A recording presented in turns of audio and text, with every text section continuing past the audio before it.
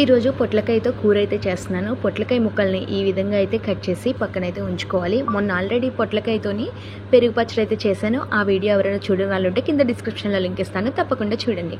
పొట్లకాయ ముక్కల్ని కట్ చేసి పక్కన ఉంచుకున్న తర్వాత స్టవ్ ఆన్ చేసి బాణీ పెట్టుకొని 3 టేబుల్ స్పూన్ల వరకు ఆయిల్ అయితే వేసుకోవాలి. ఈ కర్రీ రైస్లోకే కాదు, చపాతీలోకి, రోటీలో కూడా చాలా బాగుంటుంది. ఇంకా ఆయిల్ కాస్త హీట్ అయిన తర్వాత కొంచెం తాలింపు అయితే వేసుకోవాలి. 1 టేబుల్ స్పూన్ వరకు ఆవాలు, జీలకర్ర వేసి కాస్త చిటపట్లాడించుకున్న తర్వాత బాగా సన్నగా తరిగినటువంటి ఒక మీడియం సైజ్ ఆనియన్ ముక్కలను అయితే వేసుకొని కొద్దిగా ఫ్రై అయితే చేసుకోవాలి. ఈ కర్రీలోని ఆనియన్స్ ఎక్కువ అయితే పట్టవండి. అదేంటో కానీ పొట్లకాయ కోడిగుడ్డు తినకూడదు ఒకే రోజు అంటారు. మరి మీకు ఎందుకు తినకూడదో తెలిస్తే కింద కామెంట్ సెక్షన్లో కామెంట్ చేయండి.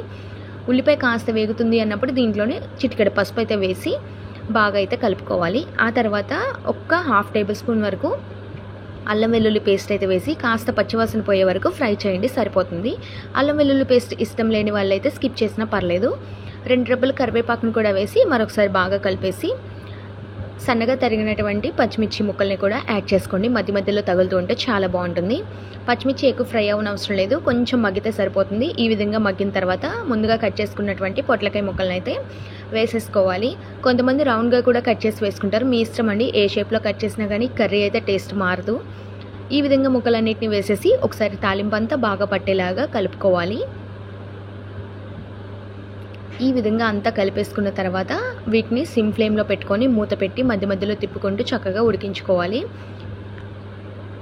½ టేబుల్ స్పూన్ వరకు సాల్ట్ని కూడా యాడ్ చేసి ఒకసారి బాగా కలిపేసుకొని మూత పెట్టి ఉడికించుకుంటూ మధ్య మధ్యలో తిప్పుకోవాలండి, లేదంటే అడుగంటిపోతుంది. ఈ కర్రీకి ఈ పొట్లకాయ ముక్కలు అనేది బాగా మగ్గిపోవాలి. ఇందాక గ్రీన్ కలర్లో ఉన్నాయి కదా, మగ్గేసరికి ఈ కలర్ అయితే వస్తుంది. ఇంకొంచెం రెడ్ కలర్లోకి అయితే రావాలి. బాగా మగ్గించుకోవాలి. మరొకసారి మూత పెట్టి అయితే ఇంకొక 5 నిమిషాలు సిమ్ ఫ్లేమ్లో పెట్టి మగ్గించుకుందాము. ఈ విధంగా మగ్గిపోయింది కదా, చాలా వరకు కలర్ వచ్చింది కదా. ఈ విధంగా మగ్గిపోయిన తర్వాత దీంట్లోని మనం ఆల్రెడీ పచ్చిమిర్చి వేసాం కాబట్టి ఒక ½ టేబుల్ స్పూన్ వరకు కూర కారంని, ½ టేబుల్ స్పూన్ వరకు ధనియాలు, జీలకర్ర, గరం మసాలా పొడిని అయితే వేసుకొని మరొకసారి బాగా అయితే కలుపుకోవాలి. ఈ ఇదంతా కూడా కొంచెం ఫ్రై అయితే అవ్వాలి. ఆ తర్వాత 1 టీ గ్లాస్ వరకు పాలైతే వేసుకోవాలి. ఇక్కడ పాలు ఇష్టం ఉంటే వేసుకోవచ్చు, లేదనుకున్న వాళ్ళు స్కిప్ చేసినా పర్లేదు. నాకైతే పాలు వేస్తేనే ఇష్టం కాబట్టి నేనైతే 1 టీ గ్లాస్ వరకు అయితే పాలైతే వేసుకున్నాను.